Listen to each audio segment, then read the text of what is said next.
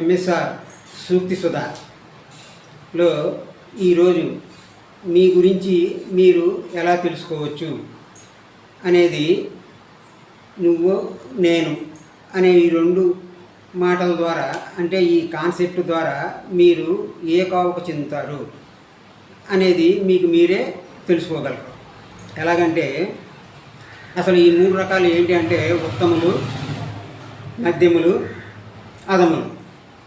ఈ ఉత్తముల కేటగిరీలోకి వచ్చేవాళ్ళు నీది నీదే, నాది నీదే అనే రకంగా ఉంటారు. అంటే తమది కూడాను వాళ్ళు ఇతరులకు ఇచ్చి వాళ్ళు ఉపకారం చేసి వాళ్ళు ఉత్తములుగా పరిగణింపబడతారు.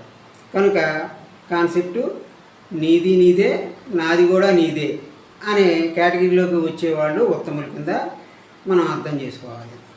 ఇక రెండవది నీది నీదే, నాది నాదే.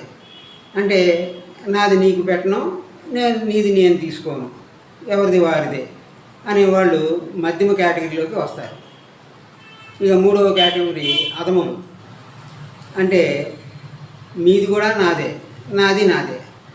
అంటే నీది నాదే, నాది నాదే అనే కేటగిరీలోకి వచ్చే వాళ్ళని అధములు అంటారు. కనుక ఈ మూడు కోవల్లోకి మీరు ఏ కోవలోకి వస్తారనేది మీరే నిర్ణయించుకోవచ్చు. నిర్ణయించుకుని మీరు ఉన్న స్థితి నుండి ఉన్నత స్థితి ఎదగడానికి ప్రయత్నం చేస్తారని ఈ వీడియో చేశాను. Thank you all.